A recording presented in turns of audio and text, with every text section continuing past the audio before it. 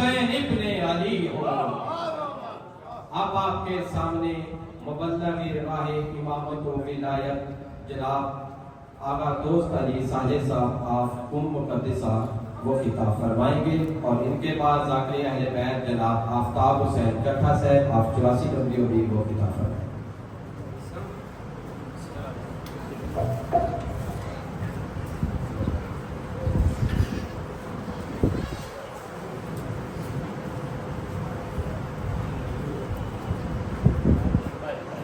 پر محمد و آل محمد صلوات۔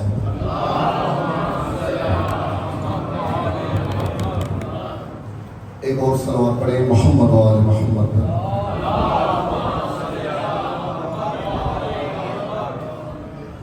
اعوذ باللہ من الشیطان الرجیم، بسم اللہ الرحمن الرحیم۔ الحمد للہ رب العالمین، الصلاة والسلام على اشرف الانبیاء والمرسلین وعلى آلہ الطیبین الطاہرین المعصومین المنتجبین المنتخبین، ولعنۃ الدائمۃ علی اعدائہم اجمعین واعدائہم ملعونین۔ لعن اللہ امة قتلتک، لعن اللہ امة ظلمتک، لعن اللہ امة سمعت بذلك فرضیت به۔ اما بعد، فقال علی بن الحسین زین العابدین وسید الساجدین، اعطینا ستا وفضلنا بالسابع، وفضلنا بأن منا نبی المختار، ومنا صدیق، ومنا طیار، ومنا اسد اللہ واسد رسولہ، ومنا سیدۃ النساء العالمین، ومنا سیدہ شباب اہل الجنہ صلوات۔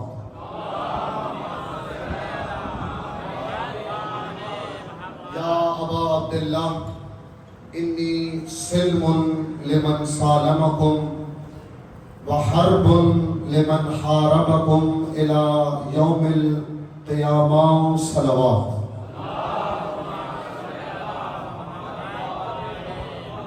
خدا نے متعال آپ تمام مومنین کو اپنے حفظ و امان میں محفوظ فرمائے۔ جن جن مومنوں نے اس مجلس کا اہتمام کیا ہے، محنت کی ہے، جنہوں نے ذکر کیا ہے اور جو آگے ذکر کریں گے، ان سب کے محنتوں کی قبولیت کے لیے بلند صلوات پڑھیں محمد و آل محمد۔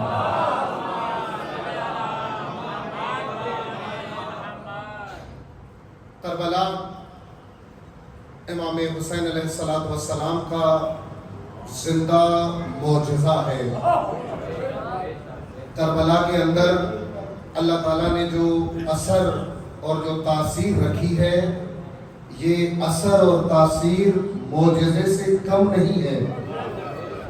آپ توجہ کریں کہ بہت سارے واقعات، بہت سارے حوادث، بہت ساری جنگیں اور بہت سارا خون تاریخ میں بہا ہے، لیکن کسی کو بھی آج یاد نہیں ہے، چونکہ جو حوادث اور واقعات گزرتے ہیں وہ وقت گزرنے کے ساتھ ساتھ اپنا اثر ختم کر دیتے ہیں۔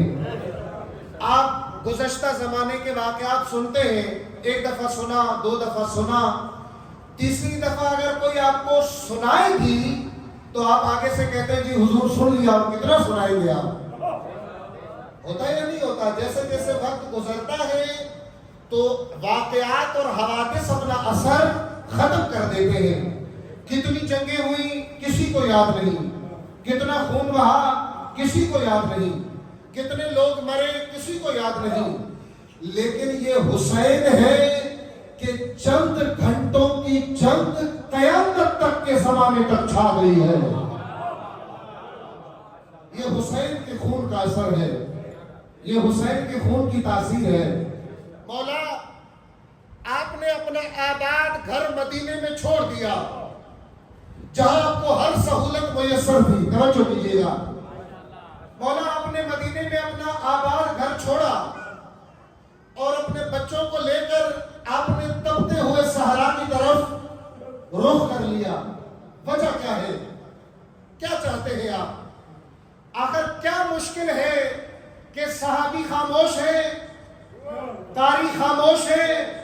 محدث خاموش ہیں، مفسر خاموش ہیں، علماء خاموش ہیں، لیکن آپ ایک پل کے لیے بھی خاموش نہیں ہیں۔ سوال تو بنتا ہے نا، مولا کیا مسئلہ ہے جو باقیوں کو نہیں ہے لیکن آپ کو ہے؟ اردو تو سمجھ آتی ہے نا سب کو؟ مولا کیا مشکل ہے؟ سب خاموش، صحابی، مفسر، مورخ سارے خاموش، لیکن آپ خاموش نہیں بیٹھتے۔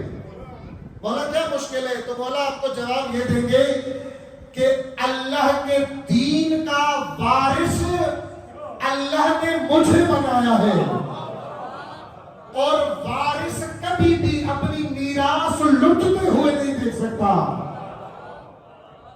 وارث اپنی میراث لٹتے ہوئے نہیں دیکھ سکتا۔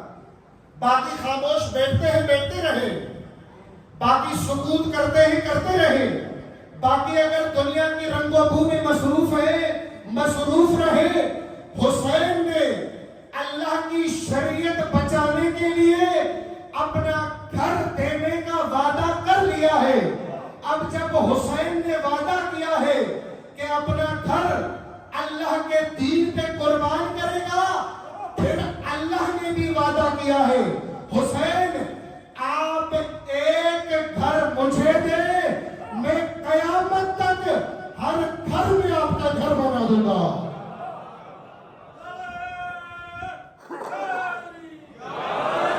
آپ ایک گھر مجھے دیں، میں قیامت تک ہر گھر میں آپ کا گھر بنا دوں گا۔ بزرگوں، جوانوں، غور کریں، مسئلہ سارا دین کا ہے، مسئلہ سارا قرآن کا ہے، مسئلہ سارا اللہ کے دین کی بقا کا ہے۔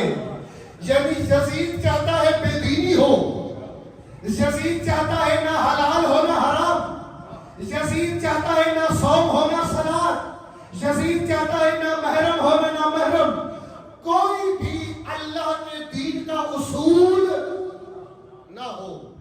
یہ ہے یزید کا ہدف۔ اور ایک طرف ہے حسین، کہا جو دین اللہ نے بشریت کی ہدایت کے لیے بھیجا ہے، حسین ہر چیز قربان کر سکتا ہے لیکن دین پہ کوئی معاملہ نہیں کر سکتا۔ میں دین کی بقا کے لیے نکلوں گا۔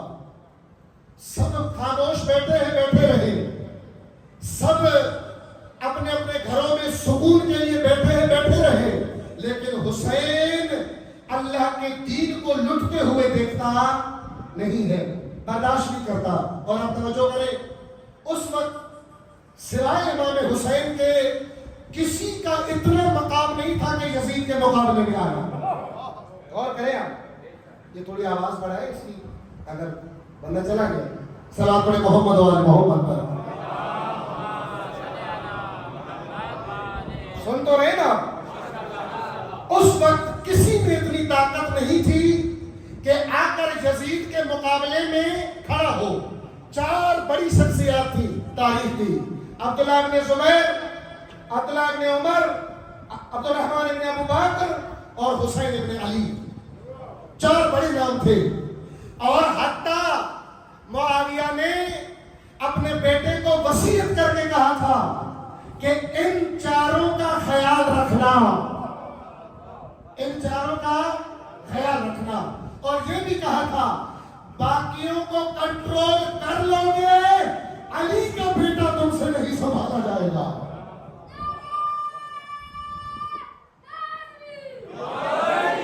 صرف حسین میں طاقت تھی کہ جو یزید کے مقابلے میں آئے، صرف حسین ابن علی اتنا مقام رکھتے تھے۔ آپ توجہ کریں، جناب عبداللہ ابن عباس بہت بڑے مفسر ہیں تاریخ کے، بہت بڑے مفسر، اور حتیٰ اسلام میں سب سے پہلی تفسیر انہوں نے کی قرآن کی۔ یہ مولا حسین کے پاس آئے اور آ کر مولا سے کہا، مولا اب جو رسول کے منبر پہ آیا ہے اس کا کفر وہ خود ظاہر کرتا ہے۔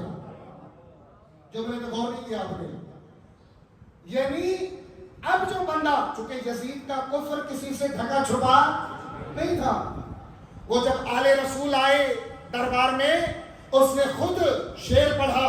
بزرگوں نے سنا ہے, جوانوں کو عرض کر رہا ہوں. مولا حسین کا سر سامنے رکھ کے کیا کہا اس نے؟ کہا لعبت بنو ہاشم ولا وحی جاء ولا ملک نزل. کہا کوئی وحی نہیں آئی, کوئی قرآن نازل نہیں ہوا, کوئی شریعت نہیں ہے, یہ سب نعوذ باللہ بنو ہاشم کا مچایا ہوا ڈھونگ ہے. اس کا کفر علنی تھا, اس کے کفر کے بارے میں کسی کو شک نہیں تھا, لیکن مسئلہ یہ تھا کہ کوئی کھل کر مقابلے میں آنے کو تیار نہیں تھا. لیکن جس کی رگوں میں علی کا خون تھا, جو سیدہ کے گود میں پلا, جس نے اپنے بچپن میں اللہ کے دین کی بقا کا ہنر سیکھا, وہ کھل کے سامنے آیا اور اس نے ایک لمحے کے لیے بیعت قبول نہیں کی. ایک لمحے کے لیے. کیوں؟ ہمارے لیے, آپ کے لیے. بزرگوں, ایک سوال ہے, امام کی تمام تر کوشش کس لیے ہے؟ دین کے لیے. یعنی دو تصویریں ہیں انسانیت کی, دو تصویریں. ایک تصویر یزید بنانا چاہتا ہے اور ایک تصویر حسین بنانا چاہتے ہیں. جملوں پہ غور کیجیے گا, دو تصویریں ہیں. جو تصویر یزید بنانا چاہتا ہے اس میں نہ دین ہے نہ شریعت, نہ حلال ہے نہ حرام, نہ اپنا ہے نہ پرایا, نہ محرم ہے نہ نامحرم, کوئی دین کی حد نہیں ہے. یہ وہ تصویر ہے جو یزید بنانا چاہتا ہے, اور ایک تصویر وہ ہے جو حسین بنانا چاہتے ہیں.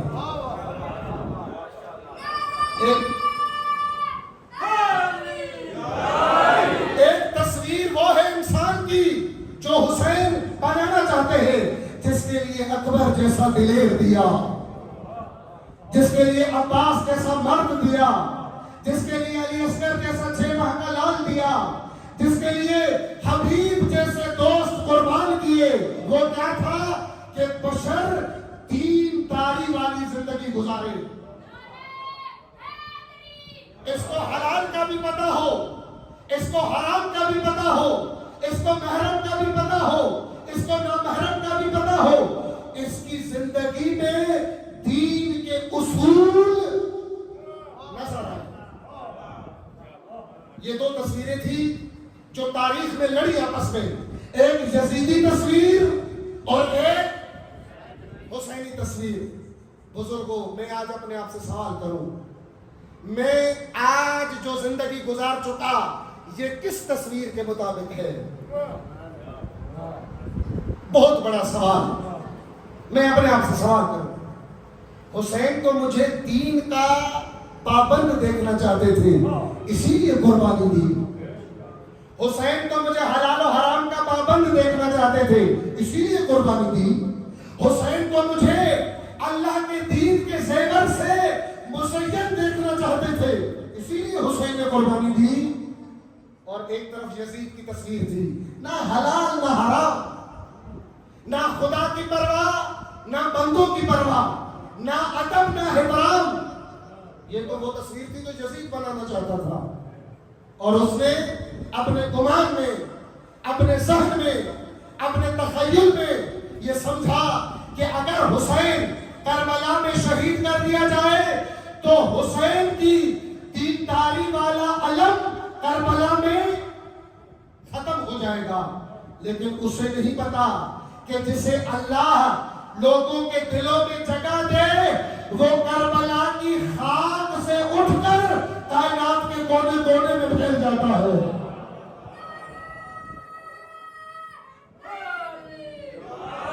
وہ کائنات کے کونے کونے میں پھیل جاتا ہے. کتنے سید بچے کربلا میں؟ غور کریں آپ, کتنے سید بچے, اور اس طرف بنو امیہ کے کتنے مرد بچے. یہاں 2 سید بچے. تاریخ میں لکھا گیا کہ اس وقت بنو امیہ کے مردوں کی تعداد 1400 تھی, لیکن نسل کوثر کہاں؟ نسل کوثر کے دو مرد کربلا کے گودیے قتل گاہ سے اٹھے، کائنات کے کونے کونے میں پھیل گئے، وہاں 1200 تھے، قیامت تک لعنت اللہ علیہ بن گئے۔ یہ خدا کا قانون تھا کہ جو خدا کے لیے میدان میں آئے اس کا پرچم کبھی بھی نہیں گرتا۔ غور کریں آپ، کربلا کے بعد آل رسول کو اسیر کیا، مردوں کو کربلا کی خاک پر ٹکڑے ٹکڑے کروایا اور آل رسول کو اسیر کر کے بازاروں میں گھمایا گیا۔ کس لیے؟ تاکہ لوگوں کو پیغام دوں۔ لوگوں، دو نظریے تھے، ایک تھا دین، ایک تھی بے دینی۔ دیکھو، جو دین کے لیے نکلے تھے وہ مرد مارے گئے اور جو بچے تھے وہ قیدی بنا کے لے کر آیا ہوں۔ جملوں پہ غور کیجئے گا، جو بچ گئے وہ قیدی بنا کر لے کر آیا ہوں۔ لیکن اسے نہیں تھا معلوم ان قیدیوں میں علی کی زبان بھی موجود ہے۔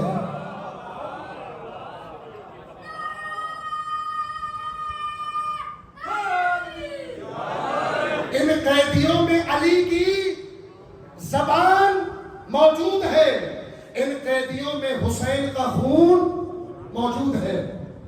جب آئی علی کی دلیر بیٹی کربلا کا پرچم اٹھا کر، جملوں کو غور سے سنیے گا، فقط خطابت نہ سمجھیے گا ان جملوں کو۔ جب علی کی بیٹی نے اپنے بھائی کا پرچم کربلا سے اٹھایا اور عہد کیا کہ بھائی مدینے سے کربلا تک آپ کی ذمہ داری تھی، اب دوبارہ کربلا سے دنیا کے کونے کونے تک زینب کی ذمہ داری ہے۔ ہیبت کیا تھی؟ ہیبت کیا تھی؟ ولولہ کیا تھا؟ بزرگوں، 56 سال کی ضعیفہ تھی علی کی بیٹی، 56 سال کی ضعیفہ، سب کچھ اپنے آنکھوں کے سامنے دیکھا کربلا میں، لیکن حسین کی بہن کے ارادوں میں ذرہ برابر کمزوری، جسم کمزور ہوا، اسی لیے واجب نماز بھی بیٹھ کے پڑھتی تھی، لیکن ارادوں میں کمزوری نہیں آئی، لہجے میں کمزوری نہیں آئی۔ جب بولی تو ایسا بولی کہ قیامت تک کی یزیدیت کو بے نقاب کر دیا، قیامت تک کی یزیدیت کو بے نقاب کر دیا۔ لہجے نے بتایا، لفظوں نے بتایا، انداز نے بتایا۔ ارے جن کی آنکھیں تھی انہوں نے آنکھوں سے دیکھا، جو نابینا تھے وہ بھی کہنے پہ مجبور ہو گئے کہ آواز خاتون کی ہے، لہجہ علی بن ابی طالب کا ہے۔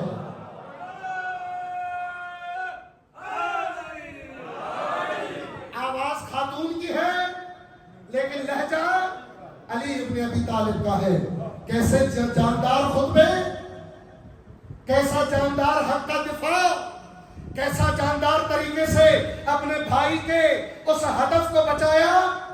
بزرگوں، اگر زینب نہ ہوتی کربلا کربلا میں رہ جاتی، کربلا کو کربلا سے اٹھا کر دنیا کے کونے کونے تک سیدہ نے پہنچایا، دنیا کے کونے کونے تک علی کی بیٹی نے پہنچایا۔ جب خطبہ مکمل ہوا، جب خطبہ تکمیل کو پہنچا، تو جو خطبہ سن رہے تھے کرسی پہ بیٹھ کر، ابن زیاد نے جب خطبہ سنا تو آپ کیا سمجھتے ہیں؟ جملے پہ غور کیجئے گا، آپ کیا سمجھتے ہیں؟ وہ کرسی پہ کیوں بیٹھا تھا؟ اپنی حکومت کا اثر دکھانے کے لیے، اپنے طاقت کا اظہار کرنے کے لیے نہ۔ ارے علی کی بیٹی کے خطاب کا اثر اتنا تھا کہ اس کے وجود پہ لرزہ طاری ہو گیا، وہ اپنا لرزہ چھپانے کے لیے کرسی پہ جا کر بیٹھا۔ کیوں؟ اس لیے کہ اگر کھڑا ہوتا تو منہ کے بل زمین پہ گر پڑتا۔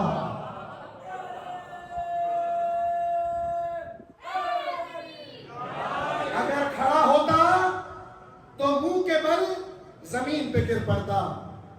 اور پھر کیا شاعر نے خوب کہا کہ اٹھی ہوں علی بن کے میں وعدوں کو نبھانے،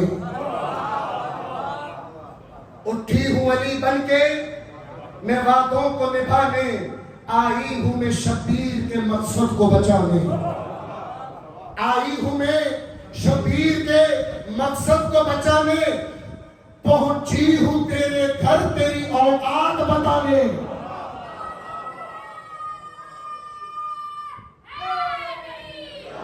پہنچی ہوں تیرے گھر تیری اوقات بتانے، لگ جائیں گے سب آج تیرے ہوش ٹھکانے، لگ جائیں گے سب آج تیرے ہوش ٹھکانے، بولوں گی تو آئے گی صدا، قہر جلی ہے، سب لوگ یہ سمجھیں گے کہ منبر پہ علی ہے۔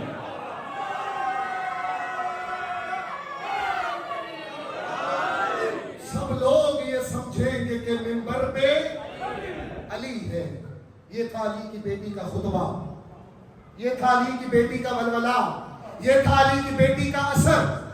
یہاں تک سیدہ نے میدان سنبھالا، پھر یزید نے اپنے ایک رینٹل خطیب کو کھڑا کیا، کرائے کا خطیب، کہا پڑھو، میری فضیلت بتاؤ اور ان کی توہین کرو۔ جملوں پہ غور کیجئے گا۔ وہ خطیب آیا، اس نے آ کر کہا کہ حمد ہے اس خدا کی جس نے امیر المومنین، نعوذ باللہ اس کا اشارہ اس لعنتی کی طرف تھا، کہا کہ اس کو عزت دی اور آپ کو نعوذ باللہ ذلیل کیا۔ دربار میں کھڑے ہو کر اس نے آل رسول کی توہین کی۔ جب اس نے یہ جملہ کہا نا تو وہی امام کہ جس کو ہم نے بیمار بنا دیا، تعجب ہے، پتہ نہیں کہاں سے تاریخ پڑھی کہ وہ امام جس نے کربلا کو حیات دی اس کو ہم نے بیمار بنا دیا، جبکہ امام فقط عاشور تک بیمار تھے بس، اور وہ بھی اس لیے کیونکہ امام کے وجود سے امامت کو آگے چلانا تھا خدا نے۔ اللہ نے اپنی حکمت کے ذریعے مولا سجاد کو حیات دی۔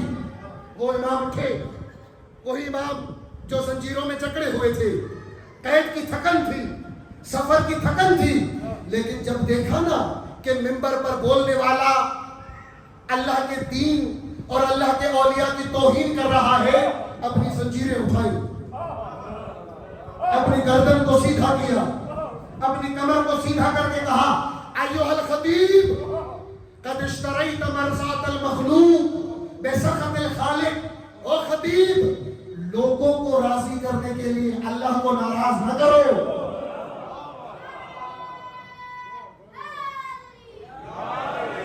لوگوں کو راضی کرنے کے لیے اللہ کو ناراض مت کرو اور اپنا ٹھکانہ جہنم مت بناؤ۔ یہ جملہ کہا، جب یہ جملہ کہا تو وہ مجبوراً، اب یہ دربار کا ماحول ہے جہاں وہ لوگ جمع کیے گئے ہیں اہل بیت کی توہین کے لیے، بھرا ہوا دربار۔ جب مولا نے اس کو خاموش کروایا وہ نیچے اترا، جیسے ہی نیچے اترا، توجہ کیجئے گا، جیسے ہی نیچے اترا امام نے کہا یا یزید اذن لی، اے یزید مجھے اجازت دو، اے یزید مجھے اجازت دو، ان اسعد علی ہذہ الاعواد، اجازت دو تاکہ میں ان لکڑیوں کے ڈھیر کے اوپر کھڑا ہو جاؤں۔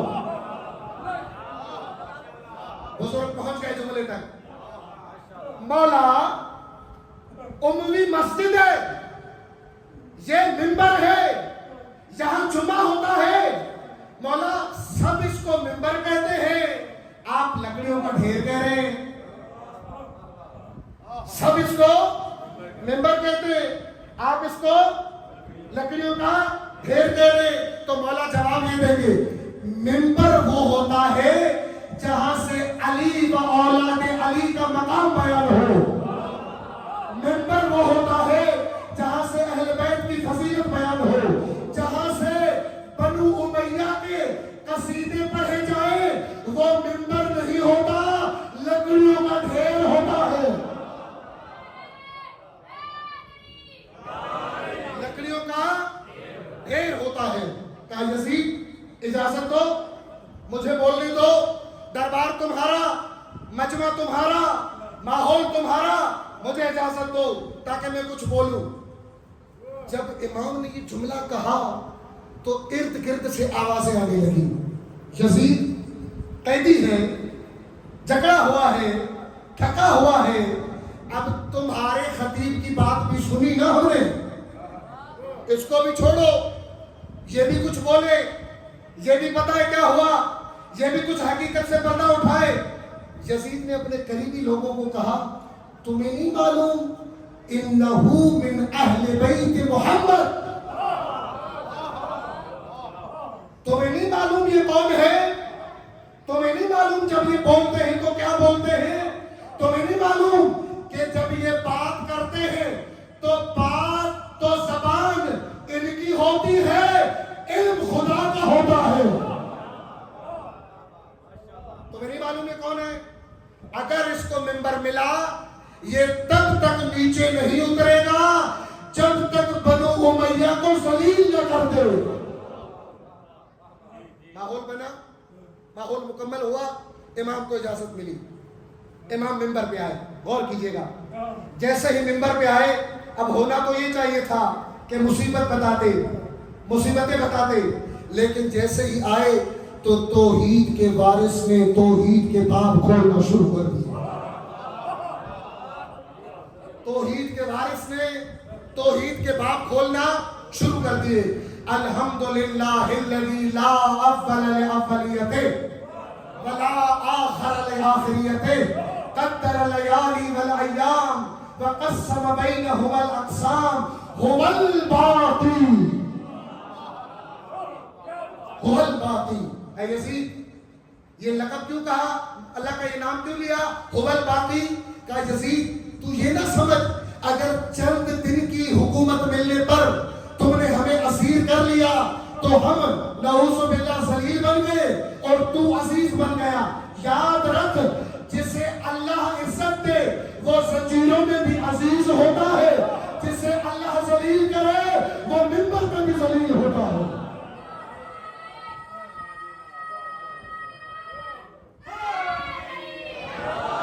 جسے اللہ عزت دے وہ زنجیروں میں بھی عزیز ہوتا ہے، اور جسے اللہ ذلیل کرے وہ منبر پہ بھی ذلیل ہوتا ہے۔ هو الباقی، یہ نہ سمجھ تیری حکومت باقی رہے گی، تیرا اقتدار باقی رہے گا، باقی تو وہ رہے گا جو خالق کائنات ہے، اور اس نے وعدہ کیا ہے جب تک وہ باقی رہے گا ان کو بھی باقی رکھے گا جو اس سے جڑ جائے، جو اس سے جڑ جائے۔ یہ ماحول تو پتہ ہے نا آپ کو، شام کی تربیت ہی بغض اہل بیت پہ ہوئی، بغض علی پہ ہوئی، لوگوں کو باقی بتایا گیا، لوگوں کو بہت کچھ بتایا گیا، لیکن جب علی کے بیٹے نے دیکھا نا منبر ملا ہے اور وہ بھی شام میں ملا ہے، تو یہاں پر لوگوں کو تعارف کرانا شروع کیا، لوگوں کو بتانا شروع کیا کہ لوگوں اوتینا ستن وفضلنا بسابع، لوگوں اللہ نے 6 چیزیں ہمیں عطا کی اور 7 چیزوں کے ذریعے ہمیں کائنات میں سب پہ فضیلت عطا کی۔ اوتینا العلم والحلم والسماحت والشجاعت والفصاحت والمحبت فی قلوب المؤمنین۔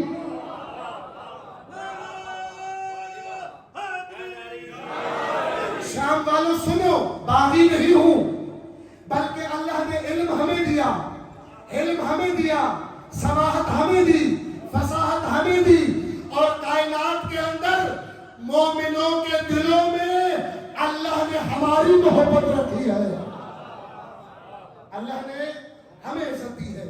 یہ 6 چیزیں وَفُضِّلْنَا بِسَابِقٍ، اور 7 فضیلتیں ایسی تھیں کہ جو کائنات میں کسی کو نہیں تھی۔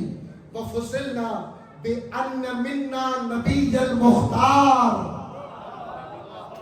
اللہ نے نبوت ہمارے گھر میں رکھی۔ وَمِنَّا صدیق، صدیق سچا اللہ نے ہمارے گھر میں رکھا۔ اوروں کے لہجے اور ہیں، علی کے بیٹے کا لہجہ اور ہے۔ کا صدیق ہمارے گھر میں، وَمِنَّا أَسَدُ اللَّهِ وَأَسَدُ رَسُولِهِ، اللہ کا شیر بھی ہمارے گھر میں ہے، اللہ کے رسول کا شیر بھی ہمارے گھر میں ہے۔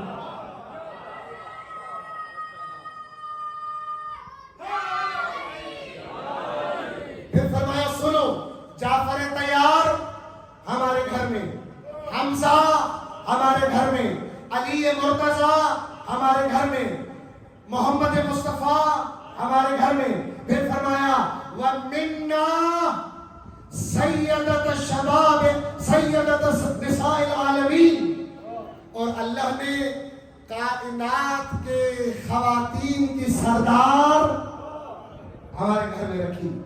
وَمِنَّا سیدت الشباب اہل جنت، جنت کے جوانوں کے سردار ہمارے گھر میں۔ پھر اگلا جملہ عجیب کہا دنیا جتنی ظلم سے بھرتی ہے بھر جائے، یاد رکھو وہ مہدی جس نے عدالت بتا کر لی ہے وہ بھی اللہ نے ہمارے گھر میں رکھا ہے، وہ مہدی بھی ہمارے گھر میں ہے۔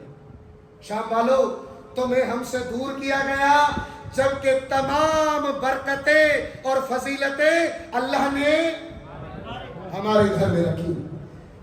خطبہ آگے چلا، وقت نہیں ہے، خطبہ آگے چلا۔ اس خطبے میں مولا نے شام کے ماحول میں کھڑے ہو کر علی کے 60 لقب بیان کیے۔ 60 لقب کا ہجرت کی شب علی تھا، لیلۃ المبیت علی تھا، خیبر میں رسول کے بازوؤں کا زور علی تھا، بدر میں ذوالفقار کے جوہر علی کے ہاتھ میں تھے۔ وہ علی تھا جس کے زمینی حملوں میں آسمان کے ملائکہ تعجب کرتے تھے۔ آسمان کے ملائکہ جب علی کی فضیلتیں بیان ہونا شروع ہوئی، اس ملعون سے صبر نہ ہوا، اس نے مؤذن کو کہا اذان دو تاکہ زبان روکی جائے۔ وقت نہیں تھا اذان کا، ٹائم نہیں تھا اذان کا، فقط امام کو روکنے کے لیے کہا اذان دو۔ وہ گیا، اذان شروع کی اس نے، مولا خاموش ہو گئے۔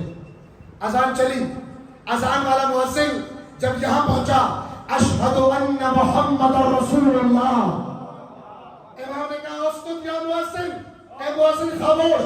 یزید کی طرف روک کر نے کہا یزید بتا، جس محمد کا نام لیا جا رہا ہے وہ تمہارا نانا ہے یا میرا نانا ہے؟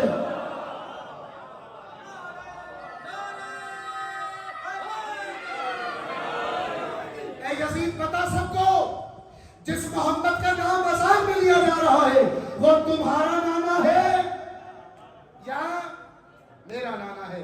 کہا اگر تو یہ کہے کہ تمہارا نانا ہے تو جھوٹ بول رہا ہے، اور جھوٹوں پر اللہ کی لعنت ہو، جبکہ میرا لہجہ بتا رہا ہے کہ میں اسی محمد کے گھرانے سے ہوں۔ میرا لہجہ بتا رہا ہے کہ میں اسی نبوت کا وارث ہوں، اسی رسالت کا وارث ہوں۔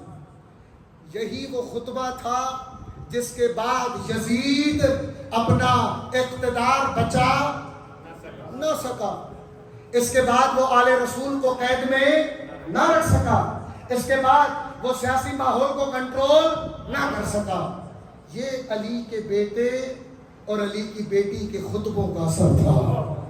بزرگوں، انہوں نے خون جگر دے کر آپ تک دین کی امانت پہنچائی، حسین کی امانت پہنچائی۔ ایسا نہ ہو کہ مجلسوں میں بھی بیٹھیں، ماتمی بھی کہلائیں، مجلسوں میں بیٹھ کر عمریں گزر جائیں، لیکن زندگی میں حسین کے دین کی کوئی قدر نہ ہو۔ قیامت کے دن حسین پوچھ تو سکتے ہیں نا کہ میرے لیے گریا تو کیا، مجلسوں میں تو گئے، لیکن بتاؤ میں نے جو دین بچایا تھا وہ کہاں ہے؟ تھا تمہاری زندگی میں، تھا تمہارے گھر میں، تھا تمہاری شخصیت میں؟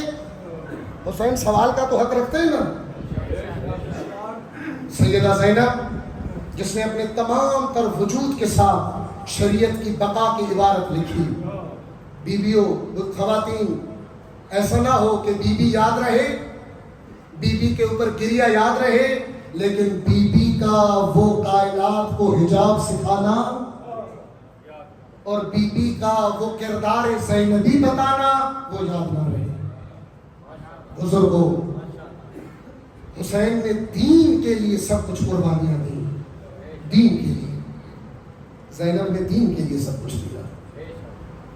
خوش نصیبی ہے آج، یہ آخری جملہ، مجلس تمام ہو گئی. خوش نصیبی ہے آج، یہی کربلا، یہی امام حسین، یہی ماتم، یہی عزاداری، یہی مجلس. ہمیں دنیا کہتی تھی کہ آپ شیعوں کو سوائے ماتم کے آتا کیا ہے، آپ کو سوائے مجلسوں میں رونے کے آتا کیا ہے. آج دنیا نے دیکھا کہ یہی ماتم کرنے والے، یہی مولا کے عزادار جب دنیا کے کفر کے مقابلے میں آئے تو سب چھپتے رہے. فقط علی کے شیعہ میدان میں کھڑے تھے، فقط علی کے شیعہ میدان میں کھڑے تھے. یہی مولا کا نام لینے والے، یہی مولا کی عزاداری کرنے والے، یہی مولا کو اپنا رہنما ماننے والے، یہی کھڑے تھے. اس 86 سال کے سید نے، آوازیں نہیں آ رہی آپ کی، اس 86 سال کے عزادار نے، اس 86 سال کے مادمی نے اتنا سر فخر سے بلند کیا کہ اب یہ بتاتے ہوئے شرم نہیں آتی کہ دنیا والوں، کائنات کا شجاع ترین گروہ مکتب علی ابن ابی طالب ہے.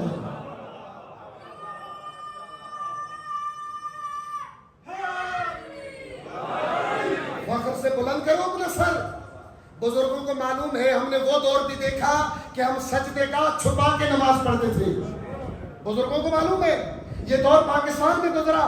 لیکن آج جو ٹی وی کھولو، جو چینل کھولو، جس پلیٹ فارم پہ جاؤ، یا علی کا ذکر ہے یا علی کے شیعوں کا ذکر ہے. یہ عزت دی ہے خدا نے آپ کو دنیا میں، یہ مقام دیا ہے خدا نے آپ کو دنیا میں. وہ مقام جو ائمہ چاہتے تھے شیعہ کا ہو، وہ آج ہے. ائمہ علی کیا چاہتے تھے؟ علی چاہتے تھے کہ جب بھی کفر سے مقابلے کی بات آئے تو میرے ماننے والے مقابلے میں کھڑے ہو. عمرو بن عبد جب آیا، وہ کفر، وہ کل کفر، رسول اللہ نے کیا کہا؟ برسا جا رہا ہے کل ایمان کل کفر کے مقابلے میں. کہا تھا نہیں کہا تھا؟ بس اللہ نے وہیں سے لکھ دیا کہ جب بھی کفر کا مقابلہ کرنا ہوگا، یا علی میدان میں آئے گا یا علی والے میدان میں آئے گا.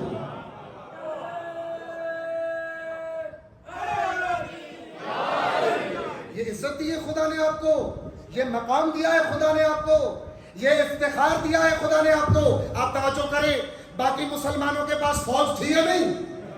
اسلحہ تھا یا نہیں؟ فوج تھی یا نہیں؟ تمام سب کچھ تھا. لیکن مسئلہ یہ ہے کہ لڑنے کے لیے غیرت چاہیے، اور غیرت کربلا سے ملتی ہے.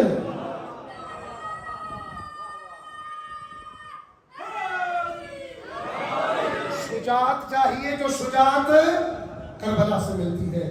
یہ علی کی بیٹی کے خطبوں کی شجاعت آج بھی مکتب تشیع کی رگوں میں موجود ہے. بزرگوں، علی کی بیٹی نے ہر وہ قربانی دی جو قربانی دی جا سکتی تھی.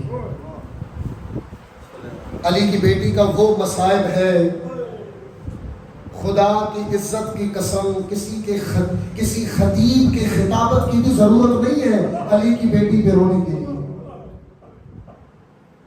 ان جگہوں پہ علی کی بیٹی گئی جہاں علی کی بیٹی کا سایہ بھی نہیں جانا چاہیے تھا. بزرگ علماء، بزرگ فقہا، اب تو نہیں معلوم کیوں یہ ماحول بن گیا کہ جب تک پڑھنے والا سر والا نہ ہو ہمیں گریہ نہیں آتا. علی کی بیٹی پہ رونے کے لیے خطیب کی ضرورت ہے. بزرگوں نے لکھا اگر کوئی جوان یہ جملہ سن کے مر جائے نا کہ علی کی بیٹی کو شرابی سے بات کرنا پڑی، کہا کہ اس کے لیے شہادت کی موت ہے. شہادت کی موت. زیادہ نہیں پڑھ پاؤں گا لیکن اتنا ضرور کہوں گا کہ مسلمانوں نے وہ تکلیفیں دی کہ علی کی بیٹی بار بار رسول کی قبر کی طرف دیکھ کر کہتی تھی یا رسول اللہ کیا یہ ہے اجر رسالت؟ کہتے ہیں شام کے دربار میں جب آل رسول پہنچے تو یزید کے منبر کے قریب فضہ کے قبیلے نے رش بنا لیا. فضہ کا قبیلہ رش بنا لیا. پوچھا گیا کون ہے یہ؟ کہا یہ سب جناب فضہ کے قبیلے والے ہیں, یہ مل کر یزید کے پاس آئے ہیں اور کہہ رہے ہیں یزید ان قیدیوں میں ایک خاتون ہے جس کا نام ہے فضہ. یزید تم نے ماحول شراب خوروں کا بنایا ہے, ہماری غیرت برداشت نہیں کرتی کہ ہمارے قبیلے کی فضہ شرابیوں کے مجمع میں کھڑی رہے. عزیزارو یہ جملہ سننا تھا, جناب فضہ نے کوشش کی کہ یہ جملہ زینب نہ سنے, لیکن عزیزارو زینب نے یہ جملہ سن لیا. قبر رسول کا رخ کر کے کہا یا رسول اللہ کیا یہ ہے اجر رسالت؟ ارے غلاموں کو بچانے والے آ گئے, علی کی بیٹیوں کو بچانے کوئی نہیں آیا. اجرکم اللہ جزاؤکم اللہ. عزیزارو یہ ایک سے بڑھ کر ایک مصیبتیں تھی علی کی بیٹی کے لیے, لیکن ایک مصیبت ایسی آئی کہ رخ رسول کی قبر کا نہیں کیا بلکہ رخ حسین کی قبر کا کیا. کب؟ کہتے ہیں کہ جب شام کے اس اندھیرے میں حسین کی 4 سالہ یتیمہ رونے لگی تو گریہ کرنے کی وجہ پوچھی گئی. کہا کیوں رو رہی ہے؟ کہا اسے اپنے بابا کے سر کی یاد آ رہی ہے. عزیزارو مختصر کروں, وہ سر لایا گیا. جب سر آ رہا تھا نا تو چھوٹے چھوٹے ہاتھ اٹھا کر علی کی حسین کی بیٹی نے عجیب جملہ کہا مجھے بابا نے ادب سکھایا تھا کہ جب مہمان آئے نا اسے زمین پہ مت بٹھاؤ بلکہ کسی اونچی جگہ پہ بٹھایا کرو. ارے میرا بابا آج میرے پاس آ رہا ہے, بیویوں کوئی کپڑا بچھاؤ تاکہ میرے بابا کا سر وہاں رکھا جائے. جب کچھ نہ ملا 4 سالہ بچی خود زمین پہ لیٹ گئی, اپنے بابا کا سر اپنے سینے پہ رکھ کر. قانون تو یہ ہے نا بزرگوں, قانون تو یہ ہے نا کہ جب بچے کو چوٹ لگے اور والد شام کو گھر آئے تو بچہ پہلے اپنی چوٹ دکھاتا ہے, اپنی چوٹ بتاتا ہے. لیکن کتنی صابر تھی حسین کی بیٹی, جب بابا کا سر ملا اپنے زخم بھول گئی. بابا سے کہنے لگی بابا آپ کے چہرے پہ زخم کس نے لگائے؟ بابا آپ کے ہونٹوں پہ چھڑی کس نے ماری؟ بابا آپ کے دانت زخمی کس نے کیے؟ اب جو رونے آئے ہیں ان کے لیے جملہ کہہ دوں. کہتی ہے بابا جب آپ الوداع کرنے آئے تھے اس وقت آپ کی داڑھی سفید تھی. بابا یہ خون میں رنگین کیسے ہو گئی؟ بابا یہ خون میں رنگین کیسے ہو گئی؟ جب بابا سے زخم پوچھ لیے نا پھر اپنے زخم بتانا شروع کیے. چھوٹے چھوٹے ہاتھ اٹھائے اپنے کانوں پہ رکھ کے کہا بابا دیکھ سکینہ کے کان زخمی, بابا دیکھ سکینہ کے کان زخمی ہے. بابا میرے کانوں پہ انگلیوں کے نشان تو نظر آ رہے ہوں گے. بابا یہ آپ کے بعد ہوا. عجیب جملہ کہا بابا میں نے ہر چیز برداشت کر لی لیکن ایک شکایت ضرور کروں گی. کیا؟ کہا بابا آپ کے بعد مجھے تماچے مارے گئے لیکن دکھ تماچوں کا نہیں ہے, دکھ اس بات کا ہے ارے جس نے تماچے مارے اس کا ہاتھ بڑا تھا, میرا چہرہ چھوٹا تھا. بابا جب تماچا لگتا میں زمین پہ گر جاتی. چچا عباس کو اجرکم اللہ. ایسا کرو ماں باپ اور بیٹی کی باتیں جاری تھی, اچانک خاموشی چھا گئی. مولا سجاد دوڑے بچی کے قریب آئے, بچی کو ہلایا, کھڑے ہو کر کہا بیبیوں انا للہ